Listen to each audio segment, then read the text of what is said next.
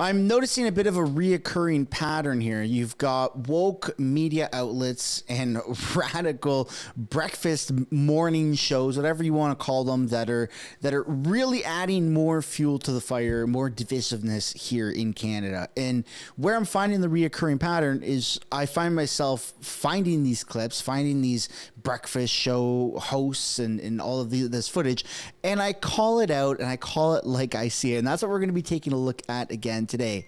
Sid the Kid from Breakfast TV throws another tantrum over Pierre Poilievre. They can't stand the idea of somebody coming in with common sense who's bringing a different side to this whole political game, who calls out other politicians, who's a bit more of an attack dog, but can still present himself on a national scale and on an international platform and be respected. Welcome back to the channel. Welcome back to another video, everybody. Before we get into it, I do want to encourage you all to smash the like button, subscribe if you haven't yet already. It does really help grow the channel. And if you want to support the channel above and beyond subscribing and liking and commenting, nobody's stopping you from getting a channel membership. YouTube is running this promo where they're actually matching all of the channel members. So anyone that joins on this channel, YouTube is going to say, hey, cool, yeah, we're going to match that contribution. So yeah, a little food for thought. Anyways, here we go with the video. So Canada's federal political situation.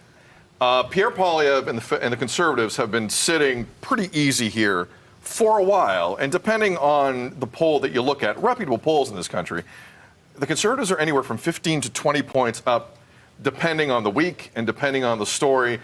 Justin Trudeau and the Liberals have a long way to go. This is just a latest example. This is a Nanos research poll. 17-point lead for Pierre Poilievre and the federal Conservatives. Now, again, we're not looking at an election until October of 2025-ish.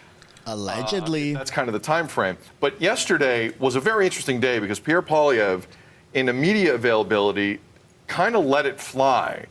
And we haven't seen this from the Conservative leader in a bit. Here is a synopsis of what was said yesterday. Pierre Poilievre is against impending legislation that would combat hate speech, terrorist content, and violent material online. The bill isn't even written yet, but he went after Trudeau for that. He also said Trudeau is not the leader to introduce this legislation because he wore blackface and racist costumes in the past. Poilievre went on to say he is against transgender women in female bathrooms, changing rooms, and in sports.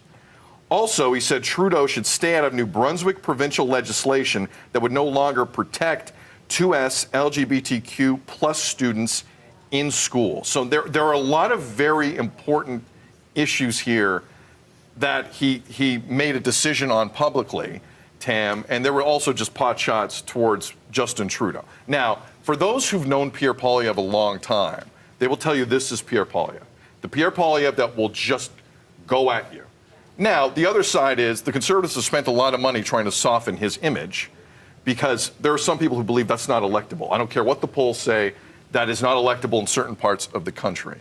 Do you think that's where he's wrong? Because this wokeness that has plagued Canada, plagued North America, is something that people are fed up with. Look, it's not controversial to say that you don't want women in men's bathroom or men in women's bathroom. That is just the fact. And a lot of people, especially those with kids, are going to say, hey, yeah, no, that's not happening. We're not allowing that. You have rules in place that are there to protect children for everything: tobacco sales, alcohol sales, gambling, for crying out loud, driving, anything in the real world. You have ages that are set in place. They have to reach a certain age before they're able to do things, right, in the real world.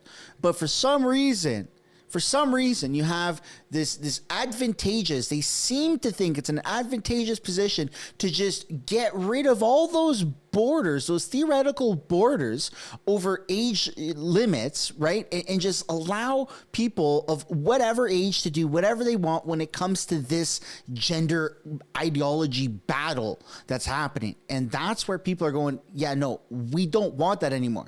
And the media tries to tell you that you're crazy for thinking that way. Hell, they even try to suppress you. They try and suppress me. They try and suppress everything because they want that narrative to continue where there should be no age borders for when you're talking about, you know, transitioning and all that stuff. Danielle Smith has since come out and said, look, you want to transgender when you're over 16, 17, 18, go for it. You have to wait till you're at least of a certain age. And that's now a policy, or at least it's in the steps of it becoming a real policy to protect people under that age in Alberta. Pierre Poilievre, moments after Danielle Smith came out and said that, has agreed. So that's what he's referring to. That's not controversial. In fact, it's extremely controversial to be on the other side of it, to be on the left-wing radical side of it, saying, yeah, no, we don't care. You can't give a 10-year-old a tattoo, but you can give a 10-year-old puberty blockers. It doesn't make any sense at all. That makes absolutely no sense. And anyone who says anything otherwise, they're sick in the head. Sick in the head, I tell you. Pierre being Pierre Tam is going to hurt him, or are the numbers so skewed right now where we're going to get a prime minister whether people like it or not, or a new prime minister whether people like it or not? I think that it might be too early at this point to skew those numbers. There are those Canadians who are just so frustrated with Trudeau and the Trudeau Liberals at this point, when they're dealing with things like affordability and housing shortages and so on, that yes, they have thrown their support behind the Conservatives in these polls over the last little while. However, you may lose some of those people when you're talking about these issues in this way. When it comes to the 2S LGBTQ plus community, you're going to lose those moderates who might have been going to the Conservatives. They may, swing back somewhere else. But you're going to gain a lot more. He's speaking right to a lot of his base. And a lot of those folks are going to be, once again, it's going to stir up controversy online, and a lot of those folks will get behind him. And I think that the poll numbers will even out and stay just as skewed as they are right now. But the key word there, Tam, I agree with a lot of it. It's base, though. Like, it's people he already technically has under the Poilievre tent and the federal Conservative tent. You do have to broaden the team here if you do want to become prime minister, even on a minority level. Like, you do have to look at more than just who's fundraising for you and who you were speaking to directly in a leadership campaign. Do you think this changes any of that, Mayor? Well, I think, like Tam said, I think it comes down to timing. And I think now is the time to speak to that base. I think it's very interesting, though, to take note of all that he is saying at this time, even still, because you show who you are as you go through this campaign, and we've got still time to make some of those decisions. But when you're speaking about limiting rights towards bodies in general, I mean, these are conversations we've seen play out stateside. We know where this is headed, and I think for a lot of people who have been hearing him speak more to that affordability conversation, this is a bit of a wake-up call. This is who he purports to be. And Pierre Poilievre is playing it extremely safe. If you had a real right-wing group here in Canada, they would be completely against any sort of gender ideology, wouldn't be entertained. It would be there's men, there's women, there's nothing in between. Even as adults, end of discussion. Anyone who talks about that is going to be locked up. That's not the case. We don't have that party here in Canada. It doesn't exist. Maybe that's something that PPC Maxime Bernier has tried to push, but for the most part, the majority of Canadians, because we are such a progressive country, either just by default Canadians are this way, or it's just in our nature due to government programming and indoctrination, whatever you want to call it.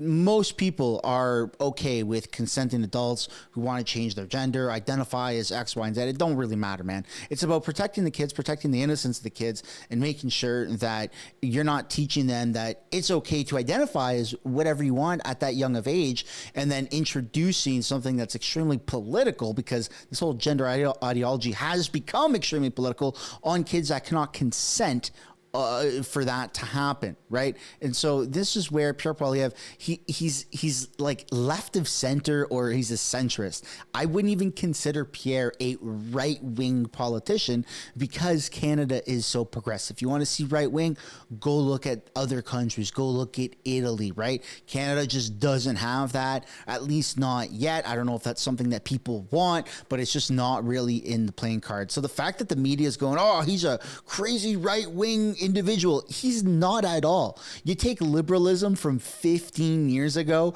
that's exactly what Pierre Poilievre is. So it doesn't make any sense. They keep moving the goalposts further to the left, and Pierre is standing right in the middle where the left used to exist, going, Where's everybody going? I thought we were within this playing field. You keep moving the goalposts. It's not making any sense. So Pierre isn't at risk of losing any voters over his stance over the gender ideology thing. Yes, Pierre Poilievre is extremely popular.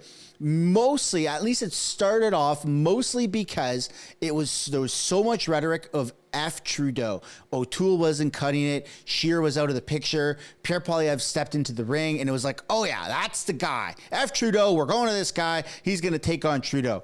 And since then, he has rebranded himself. He's done a phenomenal job at, cutting off the rough edges of his speech, of his appearance, took the glasses off like Clark Kent. And now he's got this whole brand. He's got a massive social media presence. His talking points are always perfect, right? They're very, very good. He doesn't have any slip ups. He's done a phenomenal job of taking that momentum of F Trudeau and going, if you take some time and look into the policies and you're actually fed up with Trudeau, here's my platform. Here's what I have to offer. And so there's a massive balance between people that don't like Trudeau, that are naturally going to the next best option, obviously, or the best option, which would be Pierre Poilievre. But then there's also people that are looking at the policies, looking at the talking points and going, Pierre's the guy. That's who I want. Regardless of how I feel about Trudeau, that's the guy. And he's actually poached a significant amount of Liberal and NDP voters and supporters. So it's less about the F Trudeau momentum and more about who he is and what he brings to the table. We need to see who our leaders are. So I'm glad we have some time here. I agree with you. That's some of the rhetoric we're seeing south of the border, right? From the very conservatives there. He's kind of followed up on that. There's a thing about negativity spreading faster than positivity. He's playing off a lot of what we see online when people talking about the wokeism. People will comment still, well, Justin Trudeau did blackface. That was many, many years ago, and that's been in the news for quite some time. And 2 election cycles have gone by. Right, and again, It's not right what he did, but we've seen that before. So why are you're digging that up again? So what you don't say can't hurt you. And he is saying a lot of things to speak to that core that really has followed him. I don't know if that spreads to more people and gathering that, but the message, because of that negativity, it's attractive and people jump on it, and especially online, it is quick to gain some traction from that base.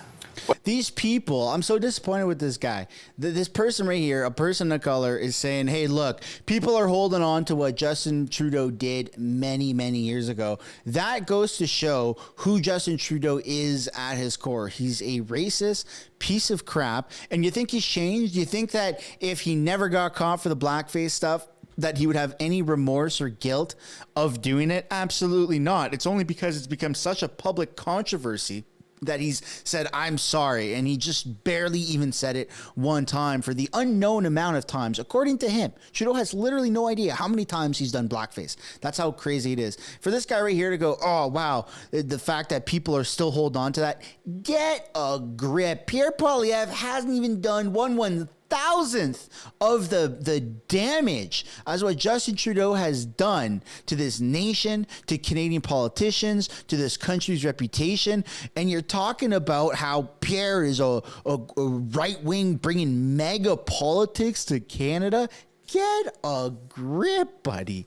Not even close, man.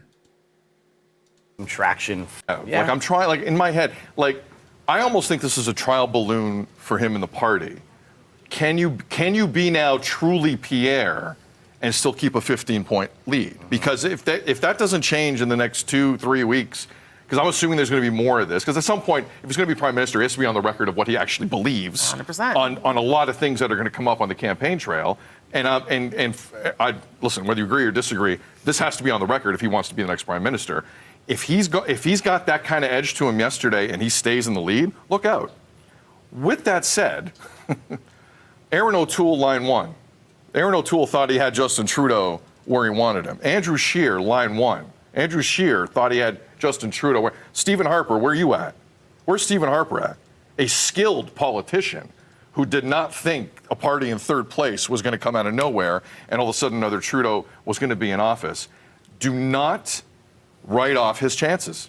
He was on this couch not long ago with you, Tam, and you brought up the polls, and he was very quick. And it's not an opinion, it's factual. they've been in bad spots before in the polls, plenty of times, and he's on his third term. So to me, the next 2 or 3 weeks are going to be very important looking at these numbers. Yeah, let's see where it Very goes after those interesting to statements me. to see if it moves the line. Because on that. before Christmas, when Pierre Poilievre kind of had everyone in the House of Commons voting overnight, and there were some votes about Ukraine aid that were interesting. Trudeau is done. He's cooked. And House of Commons, House of Canada is about to resume on Monday. By the way, if you're not following that channel, I highly recommend you go do so. The link is down in the description. We're going to stream every single episode as we have for the past couple of years, or at least try to, of House of Canada question period sessions. Trudeau cannot stand his own. He's an embarrassment to other world leaders. He's an embarrassment to this country. He can't go anywhere in this country from coast to coast to coast, left, right, up, down, you name it. He goes to the most remote little towns, villages, and you got people that are waving F Trudeau flags, chanting F Trudeau, calling him a liar, calling him a piece of garbage, what he is, calling him a failed politician, saying he's a warmonger. You have the left hating him, you have the right hating him, you have the people in the center hating him. Everybody is disliking Justin Trudeau for their own reasons, and there is no chance that he pulls some miraculous cat out of a hat and wins this next election, whether it's going to happen in a week from now, a month from now, or whether it's going to happen in a year from now. Justin Trudeau is cooked. Yes, there is a lot of time for Pierre Poilievre to mess up. There hasn't been any evidence to show that he's going to mess up. He's done a phenomenal job of carrying himself. He has a tremendous amount of momentum. And the closer we get into the election season, the closer we are actually getting to Pierre Poilievre getting more support, because it's going to be that divisive of an election. But I'd love to know what you guys think down below in the comments. And as always, on your way out, I'd like to encourage you guys to smash the like button, subscribe if you haven't already, and we'll see you in the next one. Bye for now.